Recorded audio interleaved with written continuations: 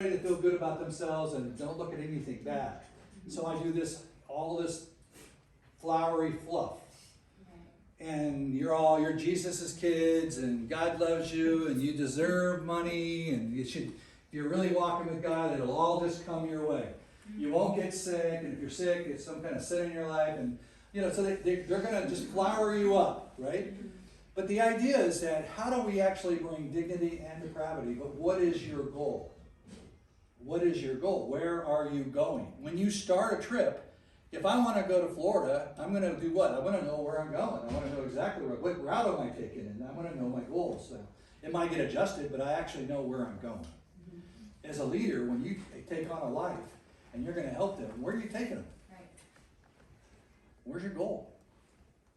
And if it's just to get them to open up and talk about their mistakes and think, wow, that's awesome, we just got them to open up, you've done nothing. Right. The goal is that where you've taken them, and that is in the dignity side. That is in the value side. And quite frankly, the reason why I'm doing this, and I highlight it so strongly, is because this was one of my greatest wounds. And I have a ton of wounds growing up in my world, and how I made some mistakes from those wounds and the shame I carry. But my greatest shame wasn't from those wounds, it was from the church. And how they pursued me.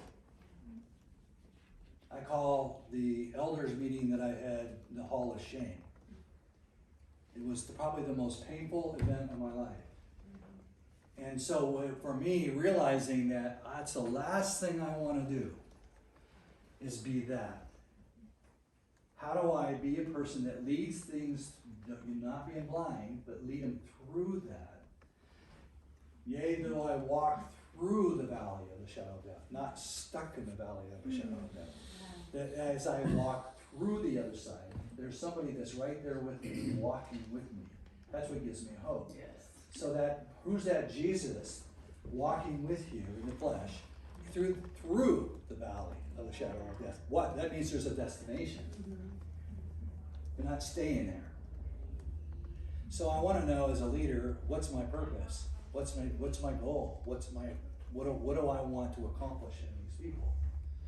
And so what that I mean is, am I going to focus on the depravity and be really happy about revealing that, or am I actually seeing the depravity as just the first step to get to the dignity? That in the debris, underneath all that, is someone of value. And that's my goal.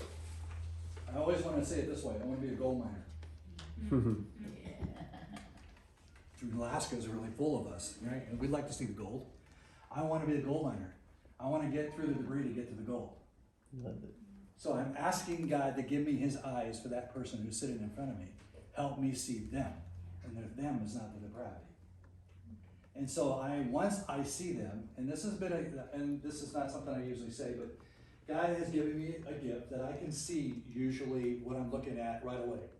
In just a few minutes of encounter, I can see below the surface. I can see what's going on, but I'm not calling out what I'm seeing in terms of the depravity. That is, I believe the way God's worked with me is that he's given me the dignity to see so I can actually work through all of the stuff that they're throwing in my way. So I can get past that and actually help them. I get to be the one that helps them see it. So, I made tons of mistakes.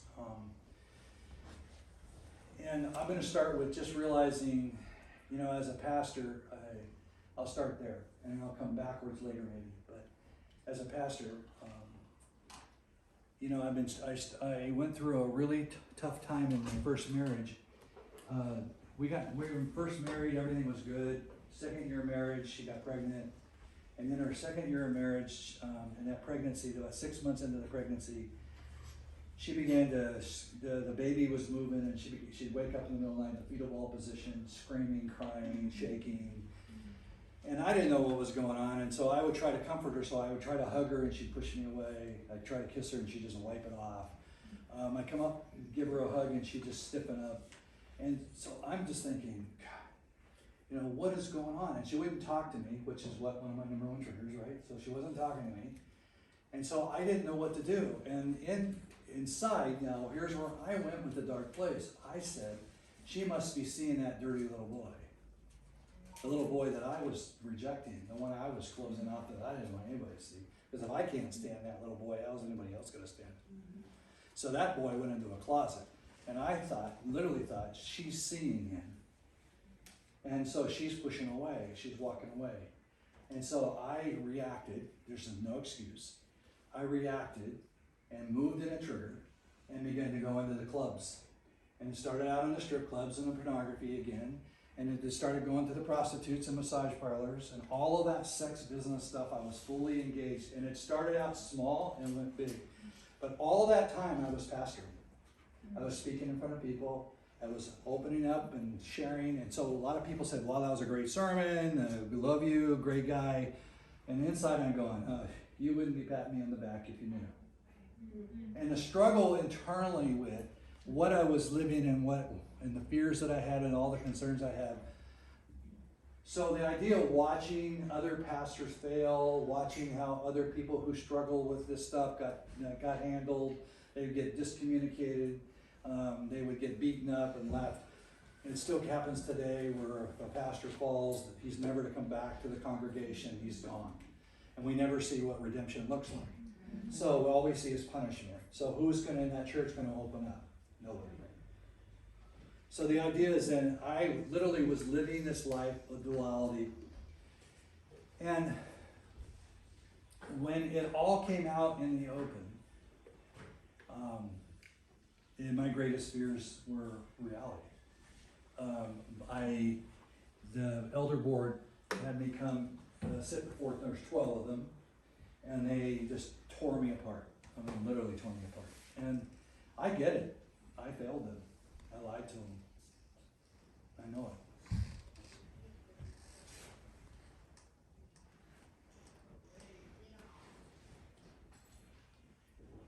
But not one of them was offering any love or support or how can we help you. They basically said that you're to leave. You're going to have to call anybody. Nobody gets to call you. And we want you gone.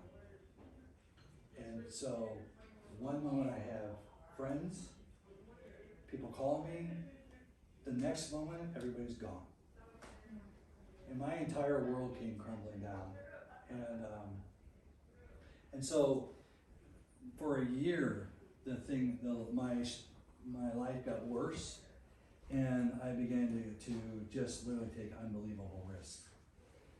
And I am surprised that I'm alive, actually, for some of the things that I did and craziness. But the damage done to my kids was just unbelievable. And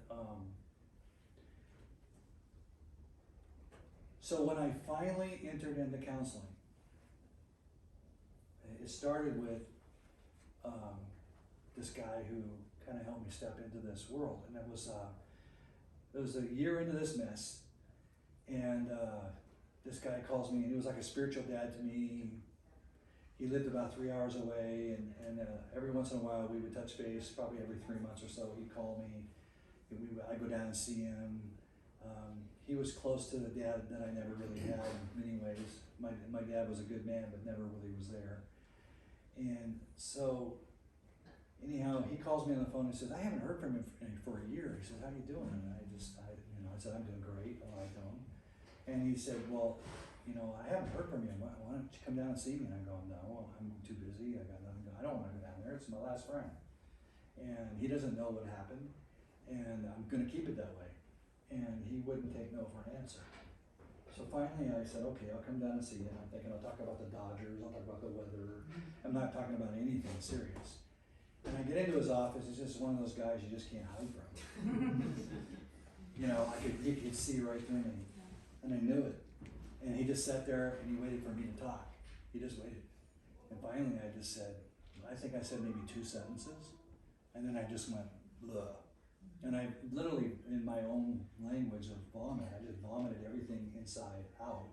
I told him everything, the whole entire 2 to 3 hours, I don't know how long. And I just poured it all out. And he gets up and he gets up from behind his desk and he walks on. The door's over there, his desk is between me and the door. Now he's stepping in the only hallway to that door. and he's coming towards me. And I don't know what he's going to do because I just opened up everything, and I got crucified for just having a little story in front of the elders. All of this was on the table for him. And he walks up to me, and I stand up with my fist clenched, and I'm thinking, I'm going to deck him. There's no way that if he does anything that can hurt me further, he's gone. I'm not taking it. So I'm standing with my fist clenched. And he comes up and he just gives me this wrestler's hug, and he's got me in this grip, and he's not letting go. And I'm just thinking, okay, this is really weird. You know, this really feels awkward. I just told him that, what is he doing? And he just began to weep.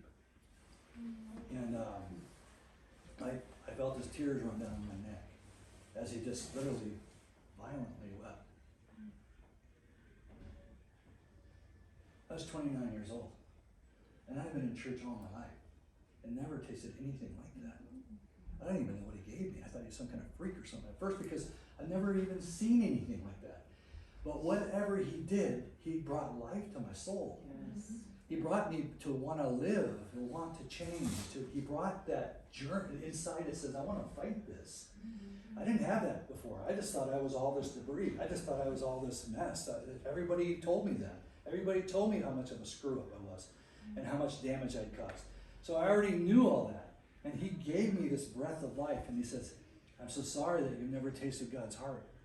I want to be with you. We're going to walk this out. You're going to get through this.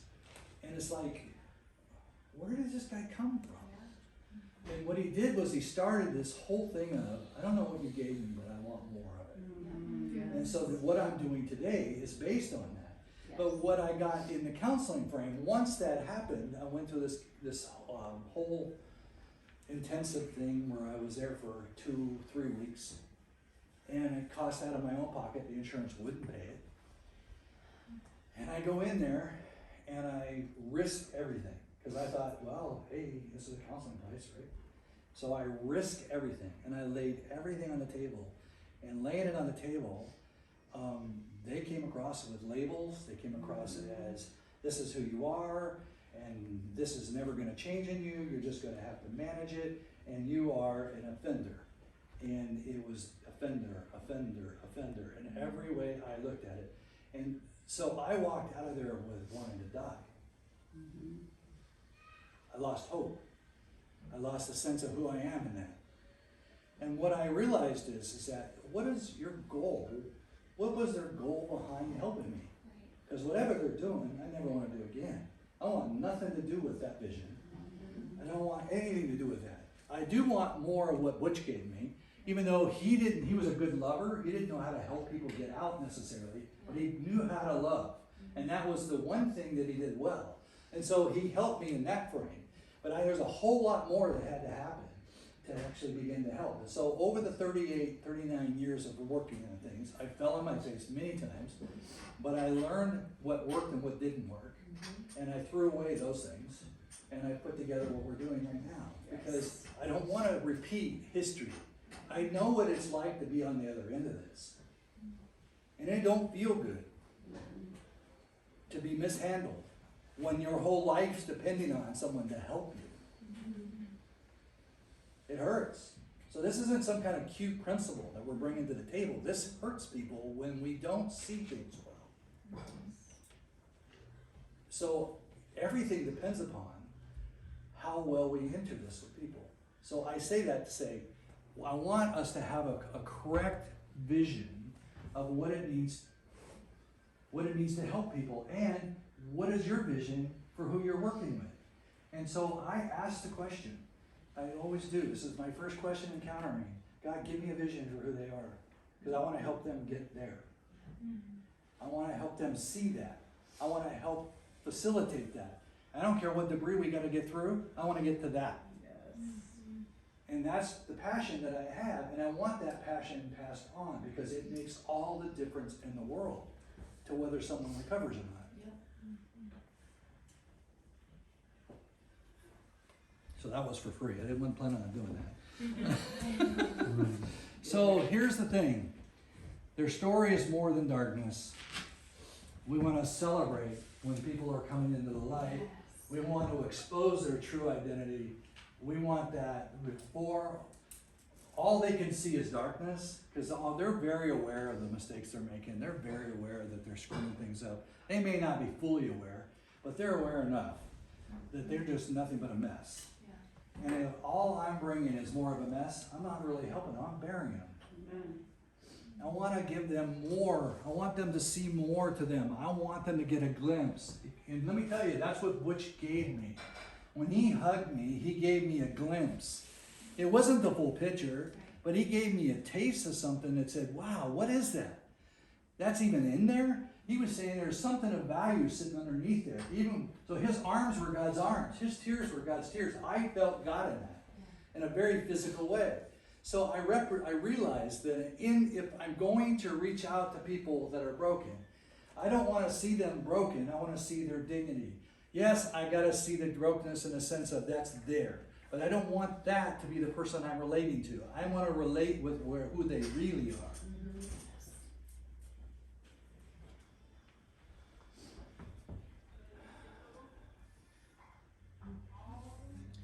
So, one principle that I've learned, that we enter into a holy place when we enter into a story.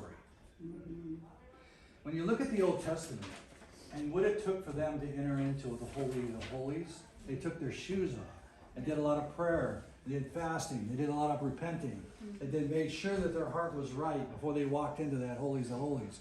When I am walking into someone's life, I'm walking into the Holy of Holies of their world. When they let me into their inner world that they've never spoken, that's holy. That's special. Right. God's presence dwells there. Yeah.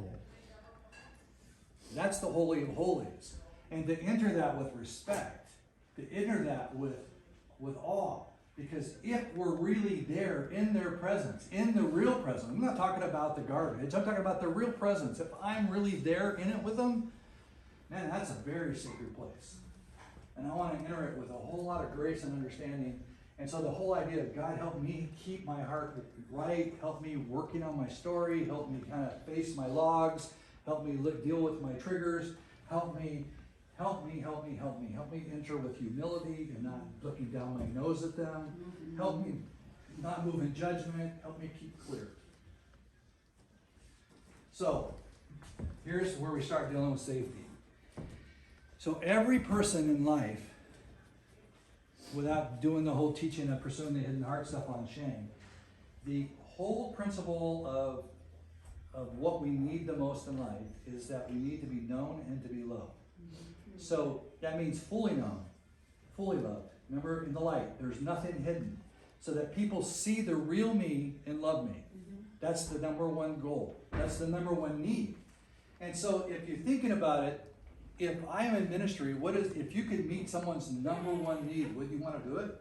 Yes. Right. So the goal is then, the number one goal is not so much to help them recover as much as it is to help them expose their dignity. To help them actually kind of risk that taking those first steps. Actually, that I am wanting to see the priority of helping them, and this is the biggest piece, taste God. Yes.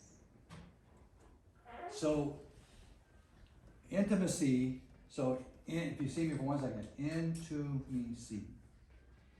If you can help them be seen and accepted, you've just met their number one need.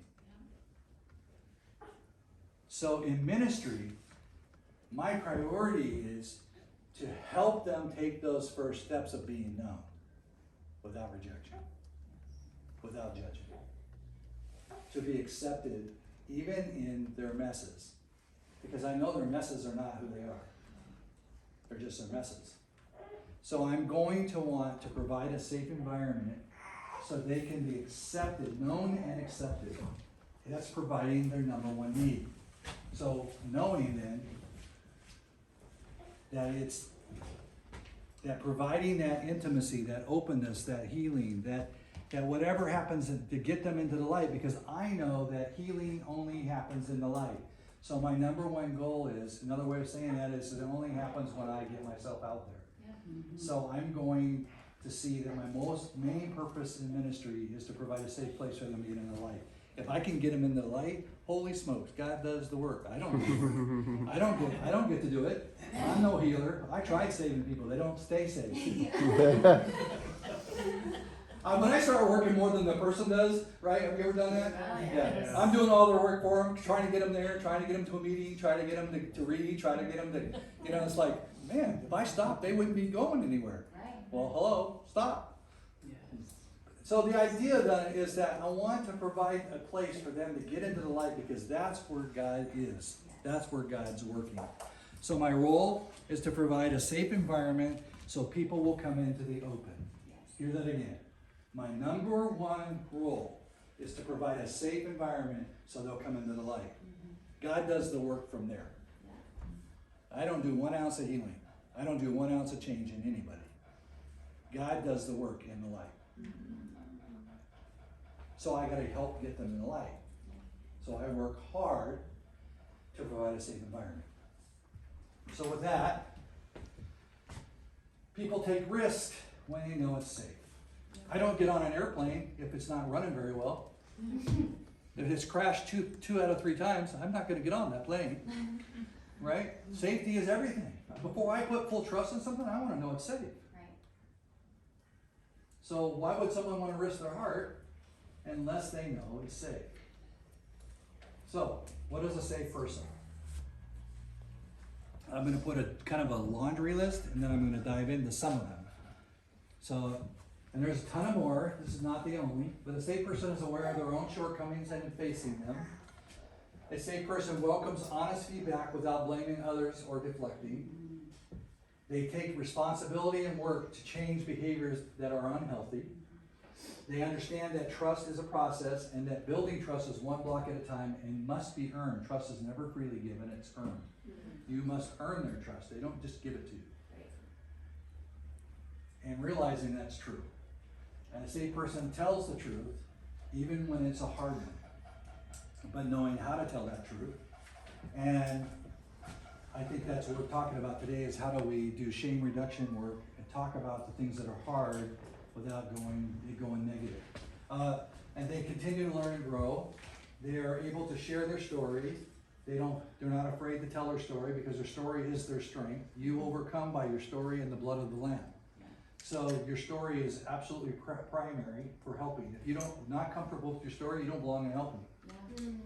Because you're only gonna where you're comfortable going with your story is only where they're gonna go. Yes. You're the one that is the trailblazer. You're the one that says it's safe to go here. Watch. Yeah.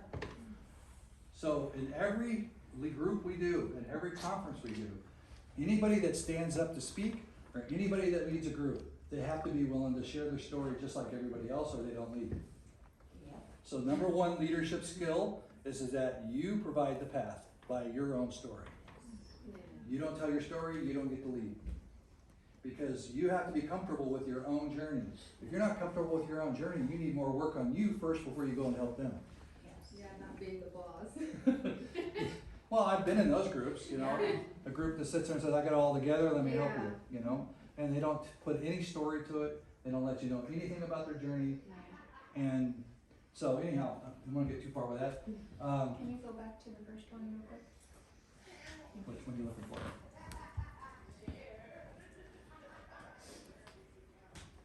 Is that good? If you take a picture, Nancy, Oh, on yeah. the phone, then you can copy that. That's good. I got it? Okay.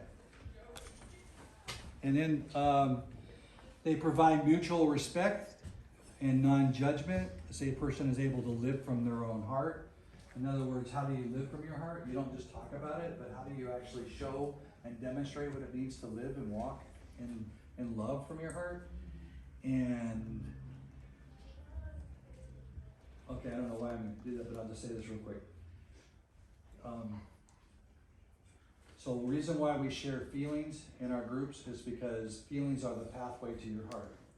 So they're not the only thing, but they are the thing that helps you see your heart, right? So when you shut down your feelings, you shut down your heart. So learning how to use feelings to not only share from your heart, but also listen to feelings that tells you about their heart. And if you want to know their heart, listen to feelings.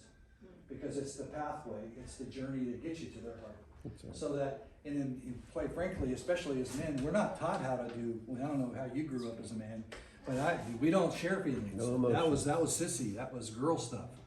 Right, and so, but when we do is we grow up as men emotionally constipated. Really don't know how to share our hearts. So how do you, when God calls us to love from all of our heart, but if I don't know my heart, how can I share from, how can I love from my heart? If I don't know my heart, I don't know what's going on in my heart, how can I possibly love from it or live from it or show it? So feelings are a pathway. Like when I mean feelings, how are you feeling right now? Well, I just lost my dad, but I'm so happy. God's here. He's working with me. No, really. How are you really feeling? No, well, behind that, there's got to be sadness. There's got to be loss.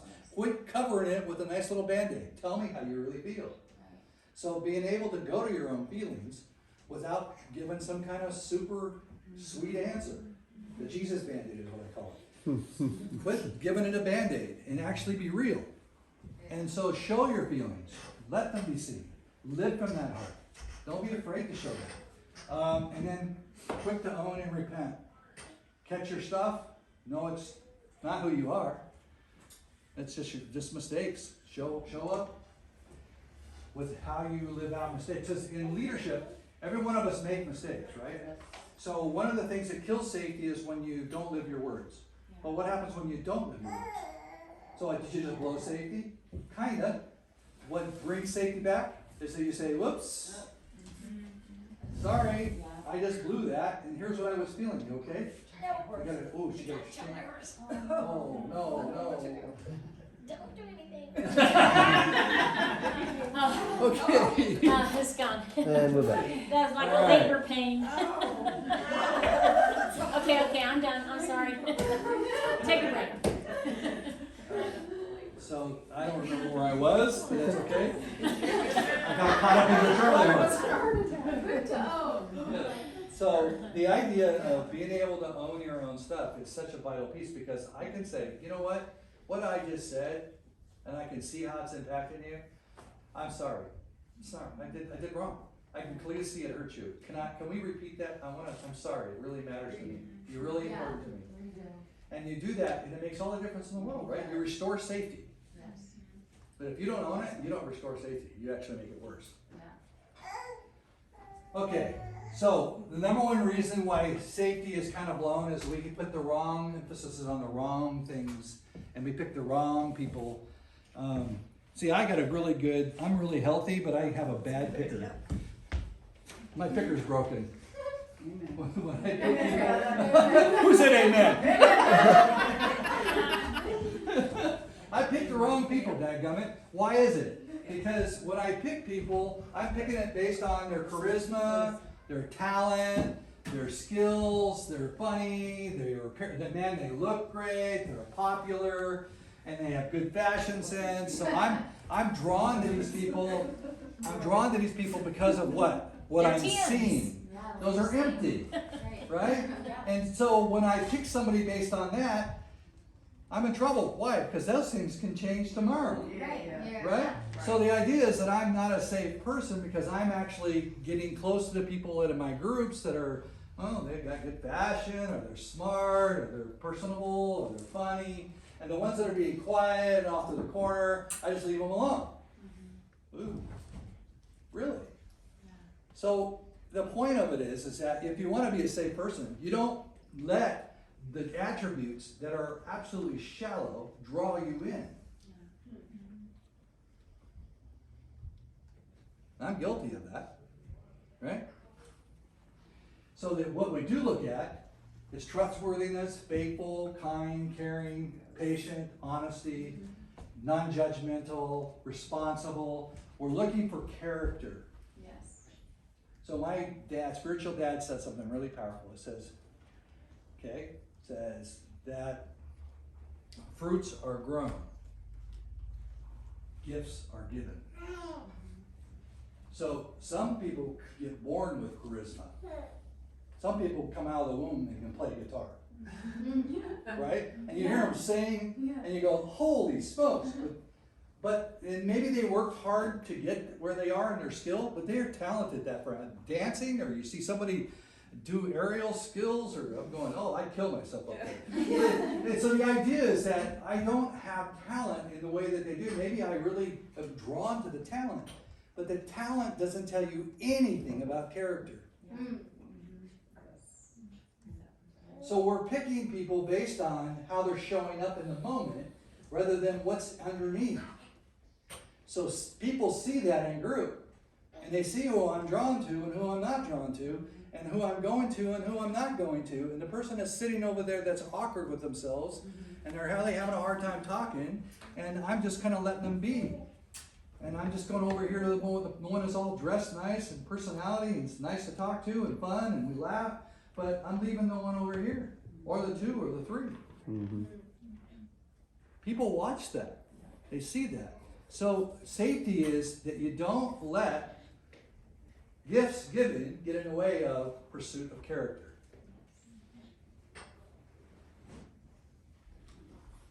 I did that for my first 2 marriages. Sorry, but I went through a really hard time in my world because I picked the wrong people based upon what I saw on the outside. Okay, nobody else has done that I can see, but I know. there's my friend right there. See, I don't like anybody else. I love you. No. So, number one thing in building safety, we're going to actually take 5 aspects of safety and understand. We'll take some of it before lunch, and then we'll take the rest of it after lunch. Is respect the wall that they put up. You don't blow the wall down, even though you know that maybe they shouldn't be doing what they're doing, or they should be talking. The best thing they could be doing would be talking, or doing a certain thing, or doing that certain thing. You can't break their wall down. You push against their wall, and it gets 6 foot thicker.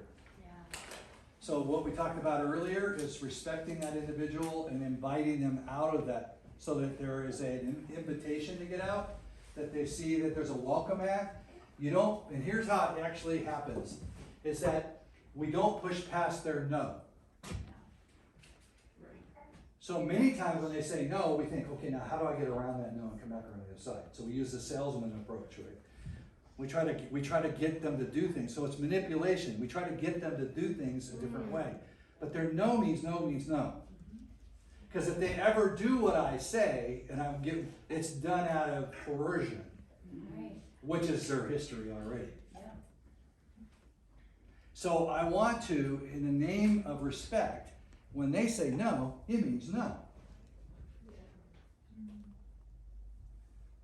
And if I can demonstrate that there's a better world out in front of them, then they will take those steps. But I'm not going to push them past their no. Because there's a reason for those walls. The reason why this is so important is their walls are saying, I've been hurt. And no one's going to hurt me again. And if you push in the name of recovery, you actually are invasive. You're actually causing more harm than the people who hurt them. Why? Because they might not even know it, but then they learn that their voice doesn't count. And part of recovery is I want to see your full voice out there.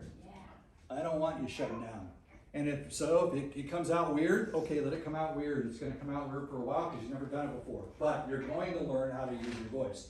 The only way to keep somebody safe in the world is to learn how to use your voice and stop being a doormat.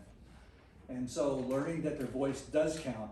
And so recovery is giving their voice back. And even if I think it's their worst decision, I'm still going to let them have no.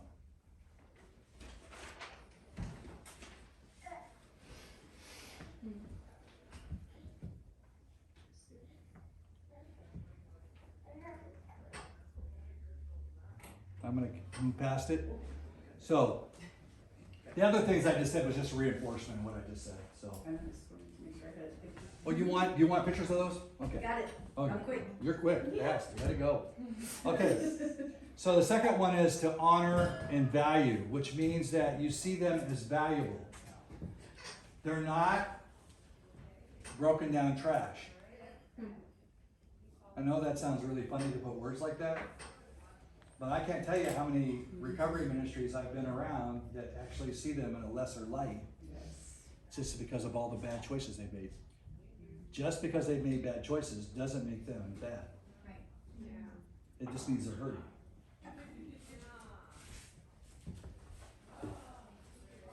So, I have a $20 bill. It's worth 20 bucks. I can go to the store and I can buy lots of things with this $20. Well, maybe not as much as I'd like to, but I can. But if I crunch this and I squash it and I throw it on the floor and I step on that sucker and I can twist my foot, I can do all the way I want to that thing. But ultimately, it's still a $20 bill and it has not lost its value. So just because people have been through tough stuff and they've been all crinkled up and treated poorly, and because they've been treated like trash, some people would use that language. Some people would use other language that I probably shouldn't use. But the idea in mind that they've been through a ton of stuff, but your dignity stays intact because God created you. God made you, and cannot be taken away. It can be covered up, but it cannot be taken. That's right. Amen. And so I don't care, well, I do care, but it doesn't matter what you've been through. Your value stays the same. So I don't care what their struggle is. I don't care what mess they've created. They are valuable and they are important. And I know that, and this is the most important thing I say in this, is that I know that by the price that was paid for their life. Yes. Yeah. What was the price paid? It was ultimately everything that God gave. It was the very Son. So that value contributes to me based on what price it was paid. So when I buy a car and I go to the store and I look at the value, the value to me is what I pay for it. So what was paid? And so be able to see who I'm working with, keeping that in mind so that they know that I actually see them in a different light than their struggle. I can't tell you this works even greater, especially in prison, right? I've been there, done that. I had to go to jail. I went to prison for a season for my mistakes. And in prison, there's nothing more demeaning than to have someone stand up there and preach at you and see you as someone less just because you're wearing a different suit. I still have dignity. I've made mistakes, but I still am a man, and I still am loved by the Savior. I still have value. And it's important that that's to stay intact in my treatment, and I don't get to look at the outside. I keep that intact so that I'm valuing and honoring. Do I like the behaviors? No. But is that who they are? No. I can actually have both sitting there. Why? Because God lets both of those sit there for us. Yeah. Hello, are you an angel? And then today, if we did an evaluation and God just did this screen and all of our sins were up on the table, it's interesting, He's suspending that and loving me. It's open. And He's still drawing me and loving me and not withholding any resources. He's still giving me everything that He's paid for on the cross. There is nothing withheld from me, and He's still, and I'm a mess in some ways. Now, I've got some good things going on in my life, but boy, have I made some mistakes. And boy, do I have struggles. Yes, of course I do. But He never sees me as that. He sees beyond that. And that's, so have the eyes of God as we're working is how does God see them? What's the price paid? Because they are a human being, they have been created, there is value in them. And the last thing I'm going to say about this is that this is the number one reason why people don't feel so valued, is that when you step in and do that for them, you dishonor them. You know why? Because you say with your actions, you don't have what it takes. Let me help you. Okay. You think it's helping. We think it's helping. But when we step in to try to help, we're actually saying to them, you can't do this. I got to do it for you. Let me help you. No, I'm not helping you at all. I'm actually saying to you, you're crippled for the rest of your life. You're going to have to lean on somebody else. Or am I going to empower them to make mistakes as they learn? Because they're going to learn. They're going to make mistakes. Hello? So the idea is I want to empower. I want to show value. I want to show dignity. Man, you got what it takes. You can do this. Yeah, you're going to fall. You're going to make mistakes. That's okay. I'm here for you. I'll support you, but I ain't doing it for you.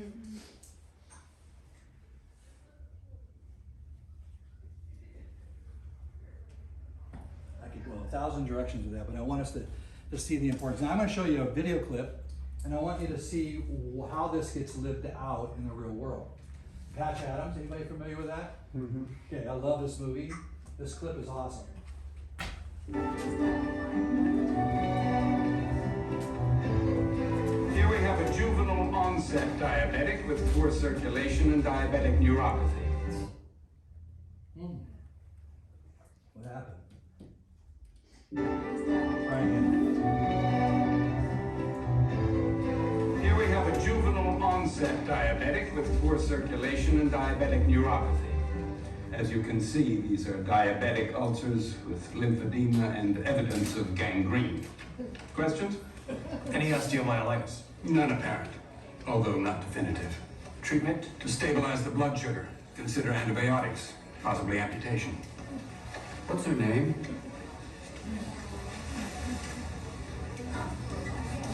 I was just wondering the patient's name. Marjorie. Hi, Marjorie. Yes, thank you. Let's move on. What do we see happening? What do we see happening? Basically scared her and then just walked away, didn't confront her, just. Pointing out everything is wrong. And they were treating her like a, Like an yeah, not a object person, or yeah, label. like an object, a label, like the disease itself, right? And talking like she doesn't even exist there. They're talking about her, but they're not talking to her. So that's just like, anyhow, there's a ton of stuff. But what happened when he called out her name? When he asked her her name, what did he do? He connected. Why? That's personal. She's personal. She felt like she was connected to. She felt like she was somebody in his eyes, right? Now, that's such an important piece.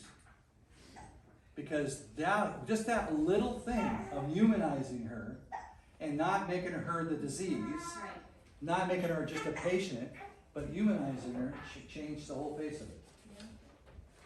So that's just one clear example. Did you have your hand up, or did you? No. Okay, all right. Okay. So, make sense? So the person is so much more than their struggle. The labels injure, harm, and hinder recovery. Someone's struggle becomes when someone's struggle becomes the identity, we hurt people. It's the best to learn their names, to learn their journey, to know their kids, to know their grandkids, to know their family, to actually know them by name, and that when I encounter you the next time, I'm calling you by name, not by some kind of tag.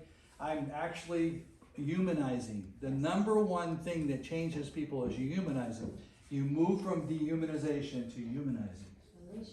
Relationship changes it and makes that person real. What makes pornography so powerful is that they're dehumanized. They're not people, they're objects. When we dehumanize something like what Hitler did, he totally destroyed 7 million people because they weren't people in his mind. So when we dehumanize, we take away their dignity. When we humanize, we give them back their dignity.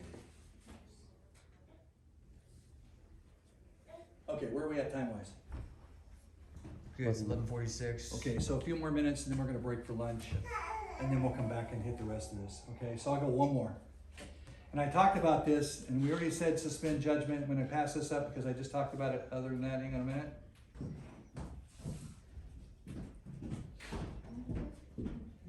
Here we go. If we judge people, we have no time to love them. Like Mother Teresa, which I thought that was pretty powerful. Okay, so I did that. Building safety means being a good listener. And being a good listener is important. Why? Because it's listening that you actually get to understand the person. Most listening happens with the idea in mind of how I respond, not how I'm getting what they're saying. Have you ever thought about this when someone's talking about something really deep? Let's just say they've lost somebody, or they're struggling, or they're going through a really hard time, and they're talking to you really deep, and you're thinking, oh my gosh, how am I going to respond to this? Have you ever done that? Thinking, I don't even know what to do. And this isn't my experience. I'm not sure how I'm going to say this. We're so caught in how we're going to respond and what we're going to look like when we respond that we're not even engaged in their story. It's all about us. True listening allows everything that's being said to fully impact us, and then we respond out of that impact. Rather than thinking, what am I going to say? How am I going to say it? Am I going to look okay? People are going to get mad at me for what I'm saying. Am I going to hurt this person? We got all this stuff going on internally, and so we're not really hearing fully what's going on inside the individual. Let their words impact you. And you know what brings the safety part of that? Is that when I respond back from what I've listened, the person knows whether I heard them or not. And when they know I've heard them, I become safe. So my listening and my responding communicates, I hear you, and let me repeat back what I'm hearing you say. And by showing that I've seen them, I again provided their greatest need, but I'm also become a safe person, because one of the greatest hurts that we all carry is feeling that we've been unheard, misunderstood. Anybody felt like they've been misunderstood before? What's the power of that, right? It hurts. It hurts bad. But if I feel like somebody really understands me, man, I'm moving forward. I'm moving into this. So. Can you show me number 3? I missed it here. I didn't. Oh, certainly. Which one? Oh, it was That being, was 4. Yeah, I skipped it because it was the judgment piece that we did earlier. Okay. Suspend judgment. Suspend judgment. Oh, okay. So I taught on that earlier in another level. So I'm going to show a video, and then is Brittany, did she take off? She's in the back. Okay, we'll wait for Brittany to get out of the bathroom for the other part. We're going to actually model this. Don't hurry.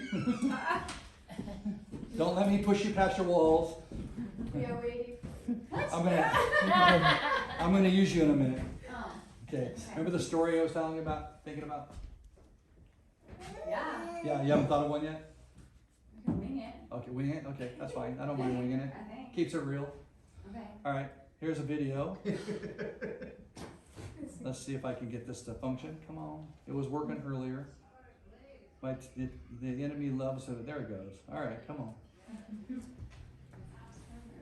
Push the play.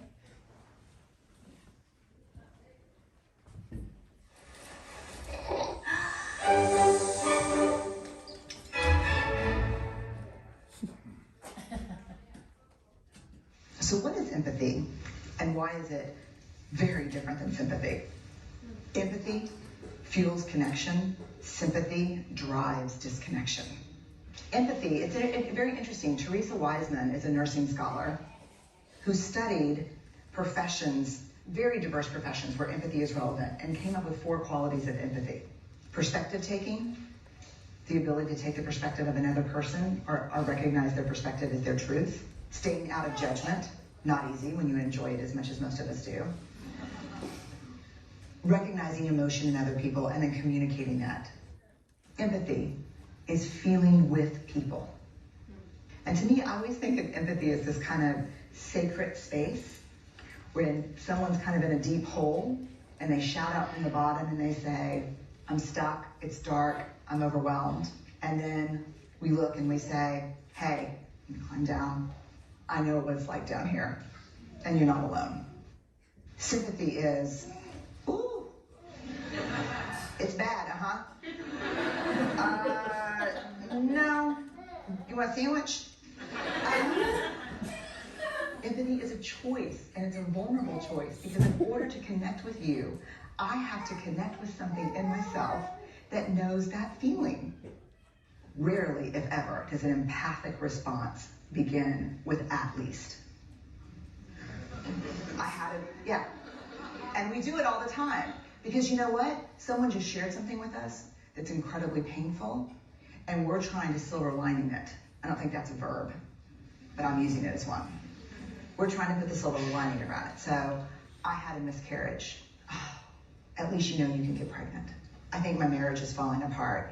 At least you have a marriage. John's getting kicked out of school. At least Sarah is an A student. But one of the things we do sometimes in the face of very difficult conversations is we try to make things better. Right. If I share something with you that's very difficult, I'd rather you say, I don't even know what to say right now, I'm just so glad you told me. Because the truth is, rarely can a response make something better. What makes something better is connection.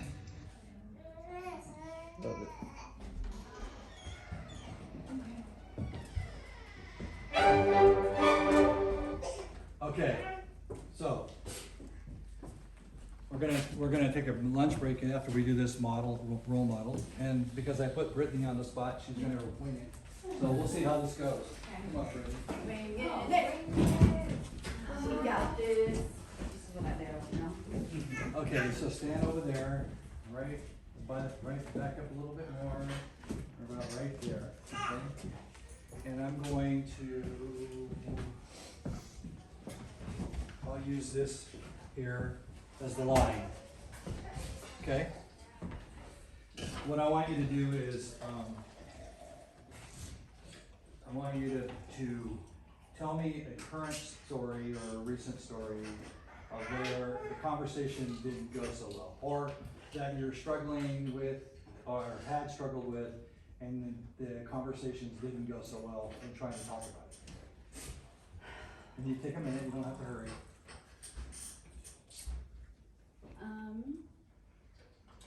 Okay, so I have been working on trying to fix relationships in my life. Do you want me to talk to you about this right now? Okay. I'm the only one in the room. Okay. So I am working on trying to build a relationship with my father, my biological father, and I'm really struggling on trying to find the words to express to him my hurt and my pain, and where I feel that he wronged me as a parent or did me wrong. I tried to open up to him recently about how it hurts me that he is not in my life and doesn't come here to visit me or doesn't want to have a relationship with my children, that my kids don't have a grandpa, and that really hurts me. And he said, well, you should come here. You should bring all the kids and come here. And it really just shut me down. Like,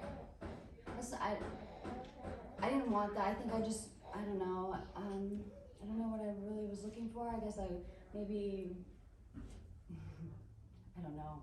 I don't know what I was looking for, but it just made me want to crawl into a hole and not want to talk about it anymore. He has all these other grandchildren in Louisiana and a new family and a new, wife and kids, and it hurts.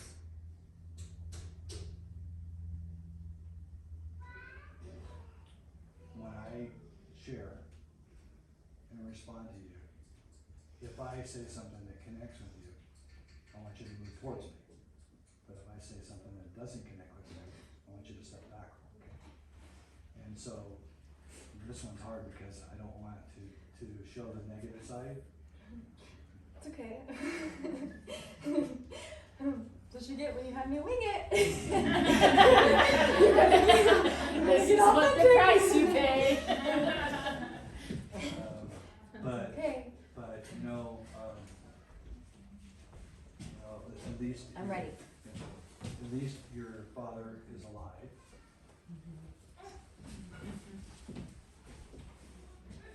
Why can't you just go back and see your dad? You see what I'm doing?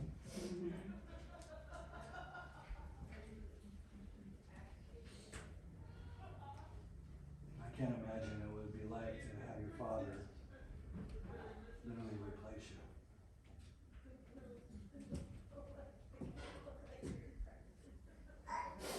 I hear your heart of just wanting to see your daddy in your life.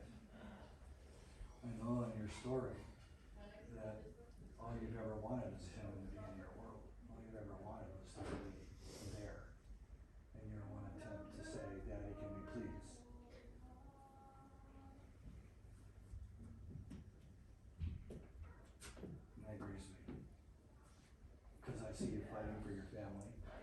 see you fighting for life. I see you fighting for it.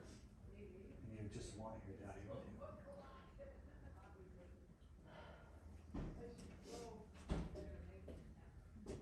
How can I support you? Can we see the different one? And he literally has helped me through this journey and being my spiritual dad and everything I've ever wanted and a father. But thing is that what I'm saying in that is that it's not so much about the words, it's about what you're hearing said and making sure you're catching those, because I was connecting the things that she was saying. Or I could be the advice giver and I could step in and say things that are gonna what? Move me from they're gonna move me from the heart. They're gonna move me here.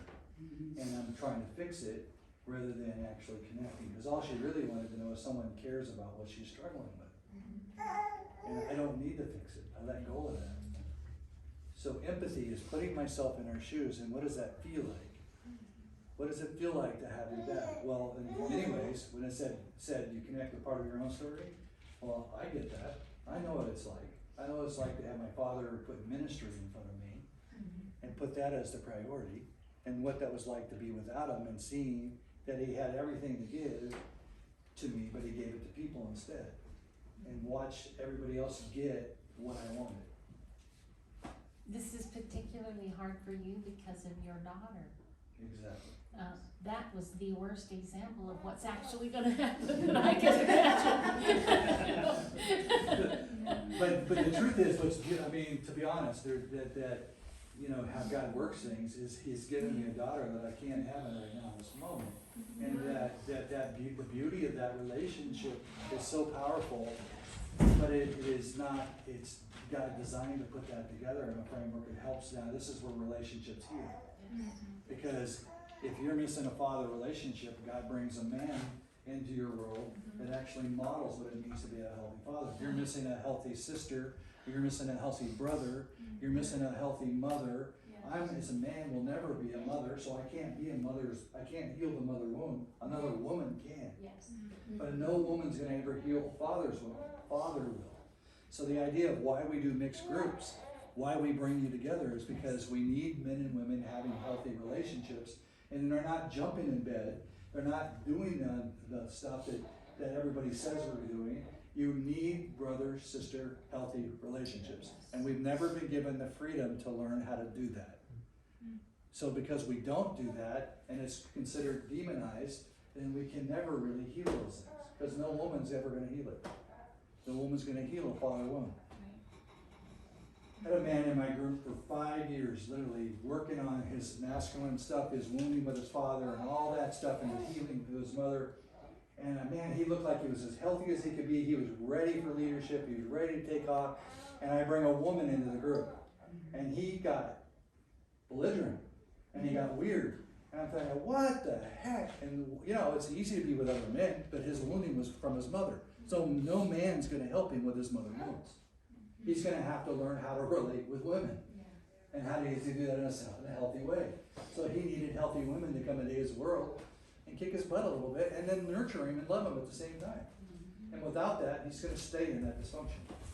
So we believe all relationships in a safe environment, which we'll talk more later, a safe environment creates an atmosphere that brings healing where we've been missing the losses, the pain we carry. Anyhow. So with that, we'll take